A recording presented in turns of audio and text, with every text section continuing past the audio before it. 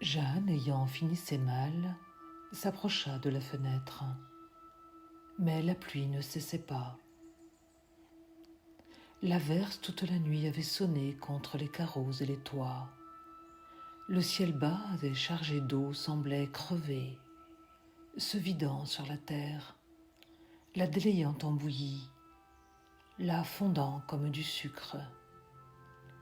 Des rafales passaient pleines d'une chaleur lourde. Le ronflement des ruisseaux débordait et emplissait les rues désertes, où les maisons, comme des éponges, buvaient l'humidité qui pénétrait au-dedans et faisait suer les murs de la cave au grenier. Jeanne sortit la veille du couvent, libre enfin pour toujours, prête à saisir tous les bonheurs de la vie dont elle rêvait depuis si longtemps, craignit que son père hésitât à partir si le temps ne s'éclaircissait pas. Et pour la 100e fois depuis le matin, elle interrogeait l'horizon. Puis elle s'aperçut qu'elle avait oublié de mettre son calendrier dans son sac de voyage. Elle cueillit sur le mur le petit carton divisé par mois et portant au milieu d'un dessin la date de l'année courante, 1819, en chiffres d'or. Puis elle biffa à coups de crayon les 4 premières colonnes, rayant chaque nom de saint, jusqu'au 2 mai, pour sa sortie du couvent. Une voix derrière la porte appela « Jeannette ?» Jeanne répondit « Entre, papa !» et son père parut. Le baron Simon-Jacques Le Pertuis des Vaux était un gentilhomme de l'autre siècle, maniaque et bon. Disciple enthousiaste de Jean-Jacques Rousseau, il avait des tendresses d'amant pour la nature, les champs, les bois, les bêtes. Aristocrate de naissance, il haïssait par instinct 93. Mais philosophe par tempérament et libéral par éducation, il exécrait la tyrannie d'une haine inoffensive et déclamatoire. Sa grande force et sa grande faiblesse, c'était la bonté. Une bonté qui n'avait pas assez de bras pour caresser, pour donner, pour étreindre. Une bonté de créateur, éparse, sans résistance, comme l'engourdissement d'un nerf de la volonté, une lacune dans l'énergie, presque un vice. Homme de théorie, il méditait tout un plan d'éducation pour sa fille, voulant la faire heureuse, bonne, droite et tendre. Elle était demeurée jusqu'à 12 ans dans la maison, puis, malgré les pleurs de la mère, elle fut mise au Sacré-Cœur. Il l'avait tenue là, sévèrement enfermée, cloîtrée, ignorée et ignorante des choses humaines. Il voulait qu'on la lui rendît chaste à 17 ans, pour la tremper lui-même dans une sorte de bain de poésie raisonnable. Et par les chants, au milieu de la terre fécondée, ouvrir son âme, dégourdir son ignorance à l'aspect de l'amour naïf, des tendresses simples des animaux, des lois sereines de la vie. Elle sortait maintenant du couvent, radieuse, pleine de sève et d'appétit de bonheur, prête à toutes les joies, à tous les hasards charmants que dans le désœuvrement des jours, la longueur des nuits, la solitude des espérances, son esprit avait déjà parcouru. Elle semblait un portrait de Véronèse, avec ses cheveux d'un blond luisant qu'on aurait dit avoir déteint sur sa chair. Une chair d'aristocrate à peine nuancée de rose, ombrée d'un léger duvet, d'une sorte de velours pâle qu'on apercevait un peu quand le soleil la caressait. Ses yeux étaient bleus, de ce bleu opaque qu'ont ceux des bonhommes en faïence de Hollande. Elle avait, sur l'aile gauche de la narine, un petit grain de beauté, un autre à droite sur le menton, où frisaient quelques poils si semblables à sa peau qu'on les distinguait à peine. Elle était grande, mûre de poitrine, ondoyante de la taille. Sa voix nette semblait parfois trop aiguë, mais son rire franc jetait de la joie autour d'elle. Souvent, d'un geste familier, elle portait ses 2 mains à ses tempes pour lisser sa chevelure. Elle courut à son père et l'embrassa en l'étreignant. « Eh bien, partons-nous » dit-elle. Il sourit, secoua ses cheveux déjà blancs et qu'il portait assez longs, et tendant la main vers la fenêtre. « Comment veux-tu voyager par un temps pareil ?» Mais elle le priait, câline et tendre. « Oh papa, partons, je t'en supplie. Il fera beau dans l'après-midi. »« Mais ta mère n'y consentira jamais. »« Si, je te le promets, je m'en charge. »« Si tu parviens à décider ta mère, je veux bien, moi. » Et elle se précipita vers la chambre de la baronne, car elle avait attendu ce jour du départ avec une impatience grandissante.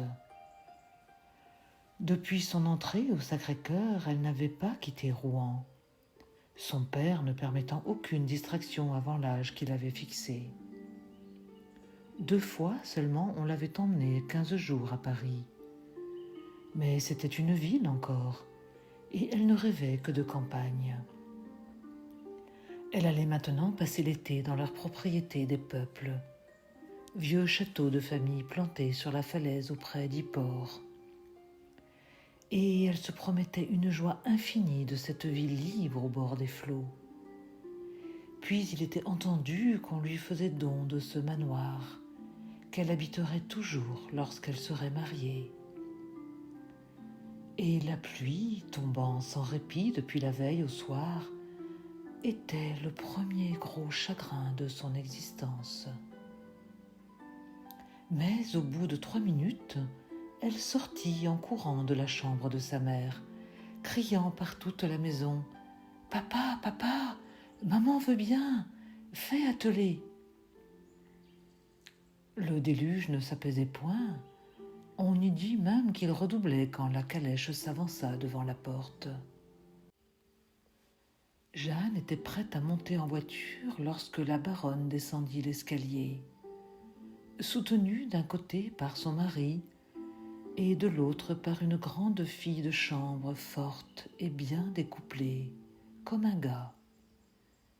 C'était une Normande du pays de Caux, qui paraissait au moins 20 ans, bien qu'elle n'en eût au plus 18. On la traitait dans la famille un peu comme une seconde fille, car elle avait été la sœur de lait de Jeanne. Elle s'appelait Rosalie. Sa principale fonction consistait d'ailleurs à guider les pas de sa maîtresse, devenue énorme depuis quelques années par suite d'une hypertrophie du cœur dont elle se plaignait sans cesse. La baronne atteignit en soufflant beaucoup le perron du vieil hôtel, regarda la cour où l'eau ruisselait et murmura « Ce n'est vraiment pas raisonnable ». Son mari, toujours souriant, répondit « C'est vous qui l'avez voulu, madame Adélaïde ». Comme elle portait ce nom pompeux d'Adélaïde, il le faisait toujours précéder de madame, avec un certain air de respect, un peu moqueur. Puis elle se mit en marche et monta péniblement dans la voiture, dont tous les ressorts plièrent. Le baron s'assit à son côté, Jeanne et Rosalie prirent place sur la banquette à reculons. La cuisinière Ludivine apporta des masses de manteaux qu'on disposa sur les genoux, plus 2 paniers qu'on dissimula sous les jambes. Puis elle grimpa sur le siège à côté du père Simon et s'enveloppa d'une grande couverture qui la coiffait entièrement. Le concierge et sa femme vinrent saluer en fermant la portière. Ils reçurent les dernières recommandations pour les malles qui devaient suivre dans une charrette. Et on partit. Le père Simon, le cocher, la tête baissée, le dos arrondi sous la pluie, disparaissait dans son carrick à triple collet. La bourrasque gémissante battait les vitres, inondait la chaussée. La berline au grand trot des 2 chevaux dévala rondement sur le quai, longea la ligne des grands navires, dont les mâts, les vergues, les cordages se dressaient tristement dans le ciel ruisselant, comme des arbres dépouillés. Puis elle s'engagea sur le long boulevard du mont Riboudet. Bientôt, on traversa les prairies, et de temps en temps, un saule noyé, les branches tombantes avec un abandonnement de cadavres, se dessinaient gravement à travers un brouillard d'eau. Les fers des chevaux clapotaient, et les 4 roues faisaient des soleils debout. On se taisait. Les esprits eux-mêmes semblaient mouillés comme la terre. Petite Mère se renversant, appuya sa tête et ferma les paupières. Le baron considérait d'un œil morne les campagnes monotones et trempées. Rosalie, un paquet sur les genoux, songeait de cette songerie animale des gens du peuple. Mais Jeanne, sous ce ruissellement tiède, se sentait revivre ainsi qu'une plante enfermée qu'on vient de remettre à l'air. Et l'épaisseur de sa joie, comme un feuillage, abritait son cœur de la tristesse. Bien qu'elle ne parlât pas, elle avait envie de chanter, de tendre dehors sa main pour l'emplir d'eau qu'elle boirait, et elle jouissait d'être emportée au grand trot des chevaux, de voir la désolation des paysages et de se sentir à l'abri au milieu de cette inondation. Et sous la pluie acharnée, les croupes luisantes des 2 bêtes exhalaient une buée d'eau bouillante. La baronne peu à peu s'endormait.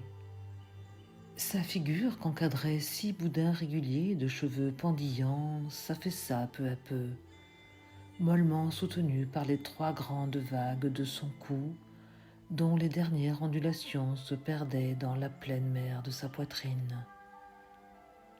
Sa tête, soulevée à chaque aspiration, retombait ensuite.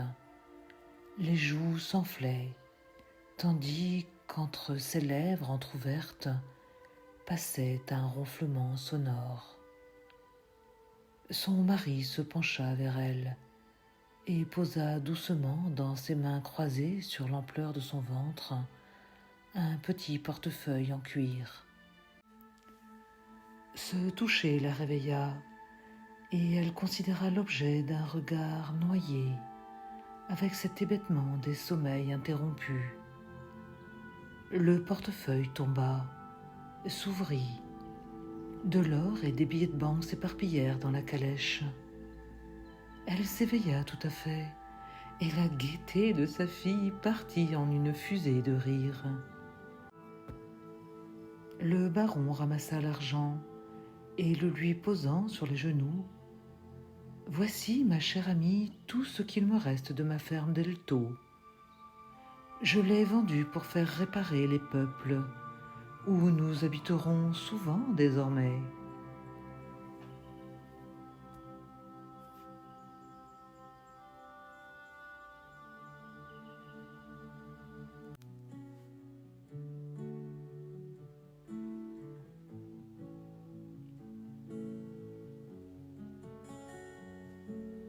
Elle semblait un portrait de Véronèse, avec ses cheveux d'un blond luisant.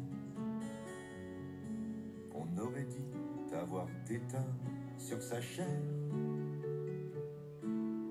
une chair d'aristocrate, à peine nuancée de rose, ombrée d'un léger duvet, d'une sorte de velours pâle qu'on apercevait un peu quand le soleil la caressait. Ses yeux étaient bleus, de ce bleu opaque qu'ont ceux des bons hommes en faïence de Hollande.